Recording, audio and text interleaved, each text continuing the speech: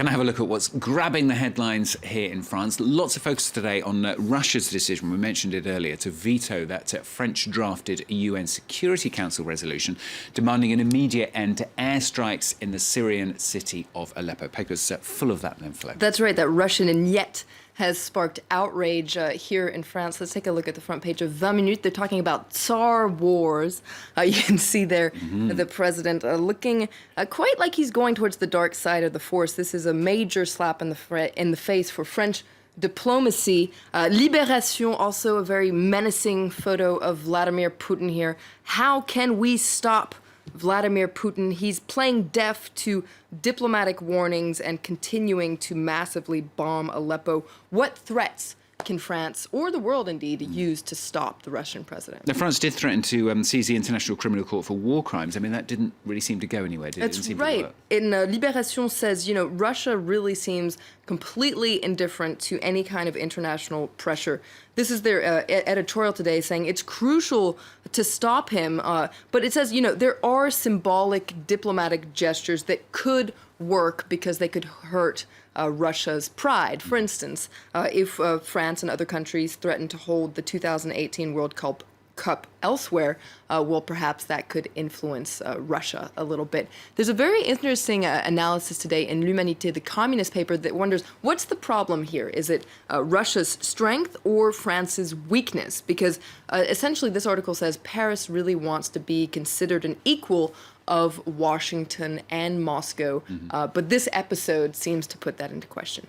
OK, well, Russia's defiance does put France in rather a delicate position. Vladimir Putin, of course, is expected to come to Paris on October the 19th, this to inaugurate a new Russian Orthodox cathedral, which has actually been funded by the Kremlin, hasn't it? That's right. This new cathedral is actually not far from here. It's quite near. I pass it on my way in. I do too, every morning. And it's right next to the Eiffel Tower. And Libération focuses on this cathedral. It's actually a lot more than a cathedral. It's a cultural center, a bilingual school, a concert hall, a cafe. You can see they're talking about how this was a chantier pas très catholique. The whole project is a little bit fishy, according to Libération.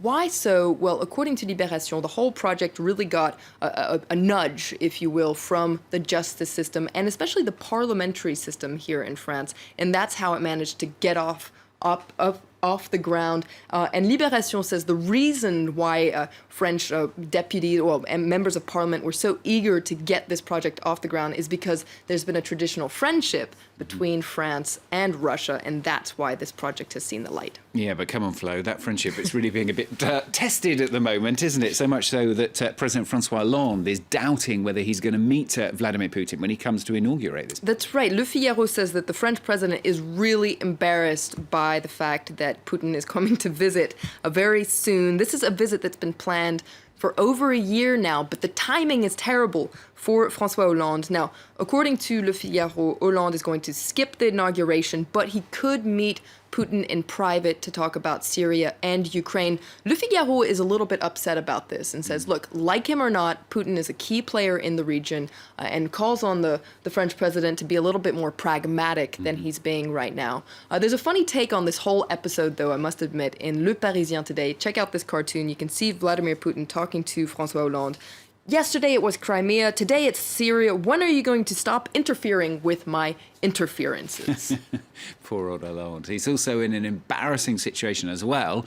This is after Poland cancelled a deal to buy 50 military helicopters. That's right. Warsaw has changed its mind and decided to buy American helicopters instead. It's a tough pill to swallow for François Hollande. You can see him here in this cartoon talking to the ecology minister, Ségolène Royal, who, I don't know if you can see it here, she's actually using one of these helicopters as a fan. Why don't we use these helicopters we didn't sell and make them into windmills? Well, this really, I mean, the jokes aside, this is a very embarrassing situation for Hollande, according to L'Opinion, because in just a couple of days, France has managed to upset two countries, so Russia and Poland, two countries that have been traditionally enemies of each other, friends of France, and now they're both upset with France, according to L'Opinion. It's double jeopardy, according to L'Opinion, and something that's going to go down as an embarrassing chapter in French diplomatic history.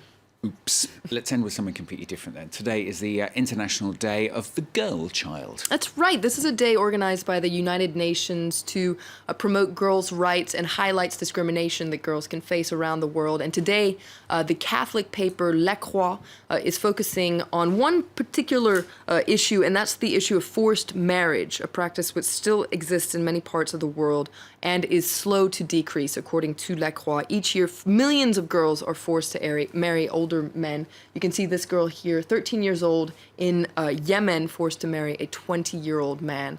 La Croix trying to raise awareness about this issue and calling for it to stop. Good issue to raise awareness of. La Croix, thank you very much. Thank you to Flo as well with the paper. She'll be back with the international ones, of course, in a couple of hours' time.